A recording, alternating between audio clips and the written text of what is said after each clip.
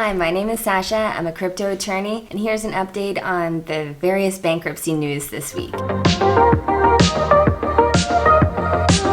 We had quite a bit of action with FTX. We got the interim report. It shows they have had a little bit of an increase in their cash balances. Their overall cash in the bank accounts, which is spanning 101 different entities, and they've got it broken down into 5 silos. But the overall cash went from 1.24 to 1.43 billion. The Alameda cash within that, it changed quite a bit. It was at 446 million, and now it's at 886 million. So they're just basically siphoning through all the different accounts and moving it around to where it belongs. Like some accounts had assets still of other companies, but it's all staying within the 101 companies. It's going to take a long time to sort through it. They've laid off nearly 40% of their staff. They had 320 people, and now they've reduced it down to 195, which shows they are trying to, take some efforts to cut costs on that side, but they've got quite a hefty legal bill going on. With Sullivan and Cromwell, they have over 150 people working on the bankruptcy case, and over 30 of them are making more than $2,000 an hour. It's a very lucrative job for these lawyers, and a very tough one. There's just so much to unwind here. It's a very complex case.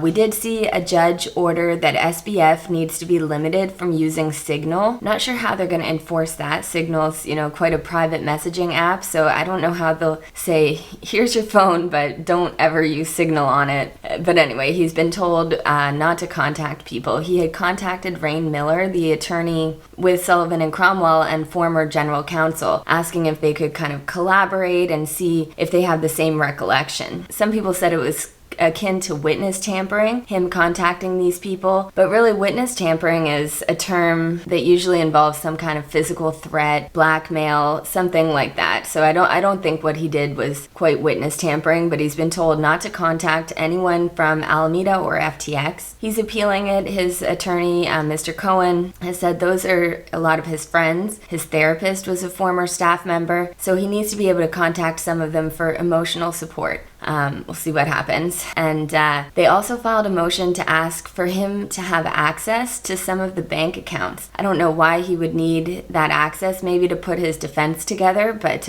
so far he has not been given access to those. There's a lot that needs to be done in the unwinding. They've hired a firm, PWP, that's an investment banking company, to help unwind all of the different equity investments. So they took a stake in hundreds of crypto companies where those need to be unwound, either sold off or, some other big purchaser is going to come in. But they've hired a team now to look into that, and their rate of pay is $500,000 a month plus a 2% commission on any sales. Also, the Bahamas properties, which are close to $300 million worth, have been put up for auction. Hopefully they can get some recovery of customer funds through that, and they're still looking into the political donations. A lot of the politics said, we donated that to charity. But I don't think that's going to fly.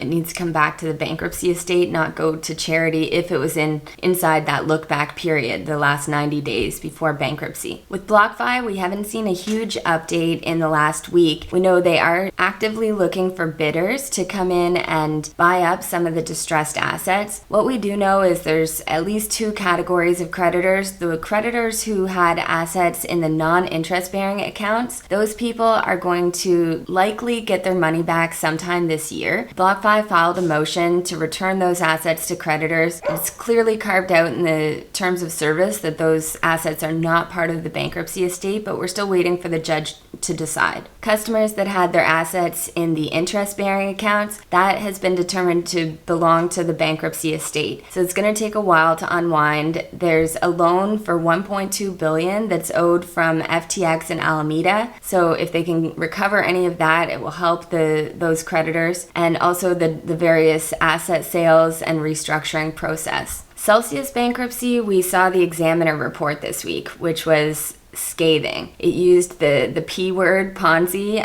If you search the document, it shows up 7 different times. And it was actually mostly talked about through internal messaging between staff members, calling it a Ponzi, saying that the Cell token was absolutely worthless. When they did the ICO, Mashinsky, the former CEO, he said that it was all sold out, but it actually wasn't. He didn't buy certain tokens that he said he was going to buy. He made $70 million off various sales, and they were propping up the price of the Cell token with customer assets. And then they got several bids on various assets that they didn't disclose to everyone. They just kind of brushed them off, and Tiffany Fong leaked them, and it showed some of them were promising. Like Binance had come in and offered to buy up their liquid assets, and that would be a lot better for customers if they could at least get their liquid assets back through Binance take it over, people could withdraw it or trade it or just have access to it on the Binance platform. But because Binance didn't want to buy their illiquid assets, the bankruptcy attorneys said, that wasn't a good deal. They should have brought it forward. And now because Tiffany Fong leaked it, it is coming to light. And the rest of the examiner's report, it just shows lies, deceit, and I would be really surprised if Mr. Mashinsky isn't arrested, sometime soon after that report. There's such clear evidence of fraud. Mashinsky put out a tweet after the examiner's report saying someone else was responsible for, wrecking, I think he was alleging SBF was responsible for wrecking the whole crypto industry. And he says, follow the money. But it's like, if you follow the money, 70 million went into his pockets. So, he just needs to take responsibility for it. His whole attitude and that of his wife's, selling those unbankrupt yourself shirts. Alameda sent a request to Voyager to try and recover $446 million, repaid a loan to Voyager before the loan was due. When Voyager started to go bankrupt, if you remember, FTX was, trying to buy up those assets. So they wanted to look strong. So they repaid their loan before it was actually due. And now they reached out to the Voyager UCC asking if they could have that money back. This week we saw an interesting development in California. They're making a move to put all DMV records on the Tezos blockchain, which Tezos actually has been doing pretty well in the NFT market. Their technology is working well for that. So it'd be interesting to see. I know, government processes and DMVs are pretty slow. So having the records on the blockchain, it'll be an interesting experiment. There's also been a really interesting kind of block wars going on with these ordinals. So now you can put NFTs directly into the Bitcoin blockchain.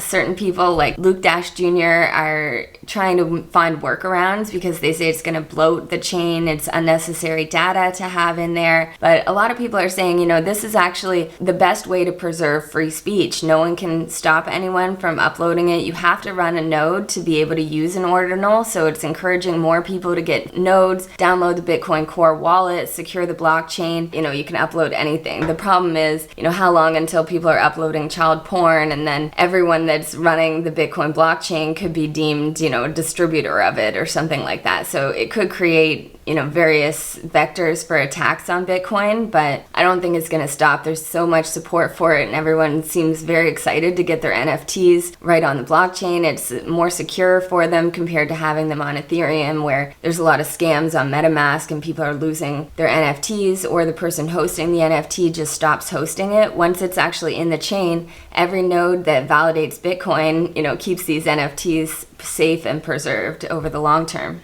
The government's really talking a lot about regulating crypto more in this coming year. We should see in 2023 a lot more regulation on crypto, but it's interesting to see where it's going to land.